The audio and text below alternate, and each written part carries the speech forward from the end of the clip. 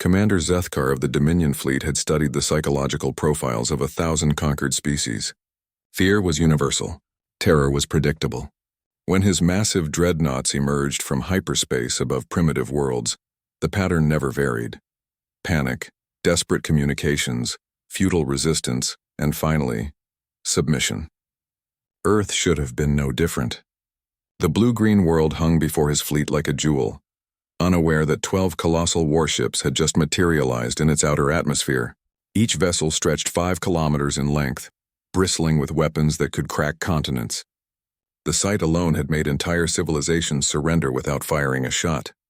"Open communications with the dominant species," Zethkar commanded, his forearms adjusting the ceremonial armor that had witnessed the subjugation of countless worlds. "Broadcast on all frequencies." The holographic display flickered to life, showing Zethkar's imposing figure, 3 meters tall, chitinous exoskeleton gleaming, mandibles clicking ominously. Behind him, the bridge of his flagship pulsed with alien machinery and the forms of his warrior crew. "Humans of Earth," his voice boomed through the translation matrix carried to every radio, television, and communication device on the planet below.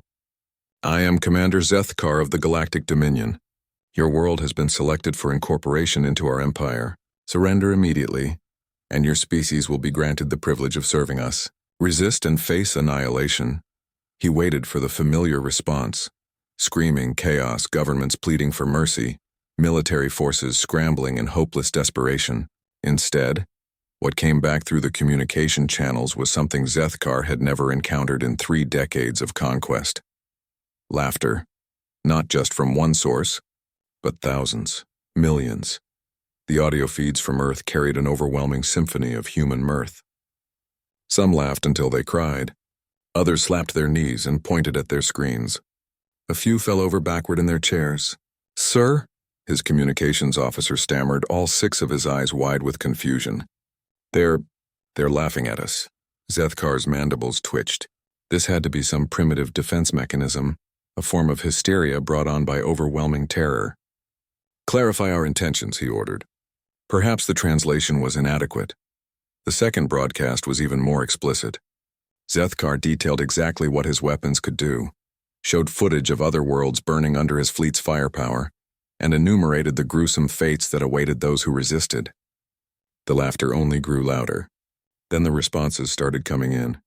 A television broadcaster, tears streaming down his face from laughing, managed to gasp out, "Did you see the tentacle beard?"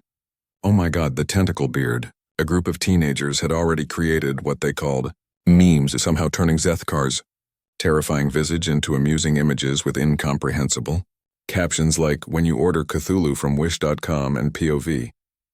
"Your sleep paralysis demon has a midlife crisis."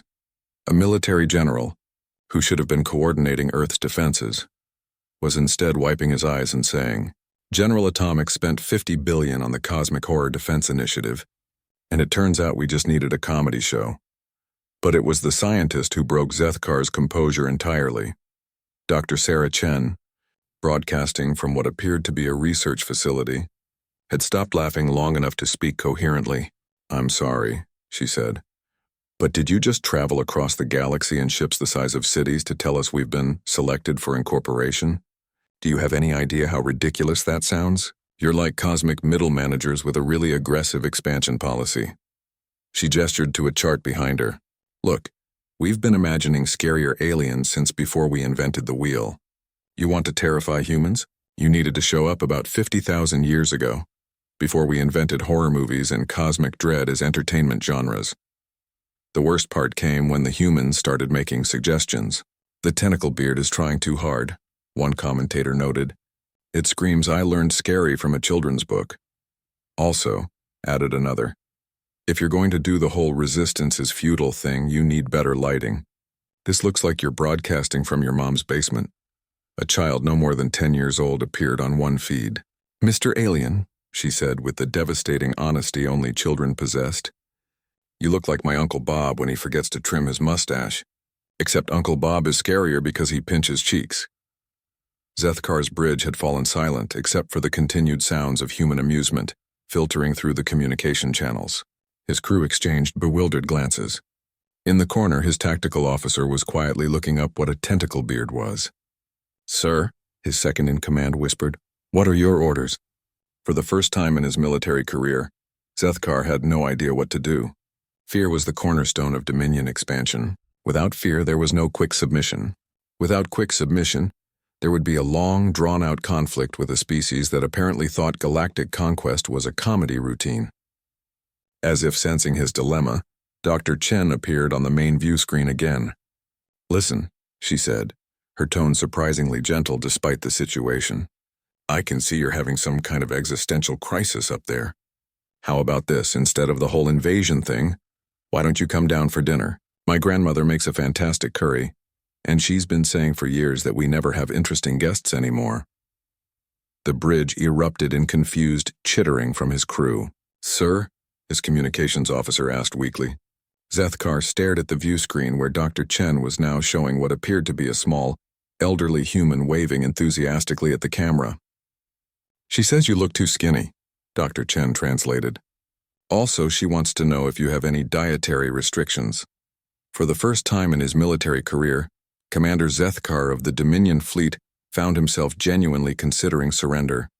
Not because he was outgunned or outmaneuvered, but because somewhere in the space between fear and laughter, humanity had done something far more dangerous than resist. They had made him curious about Curry. The end.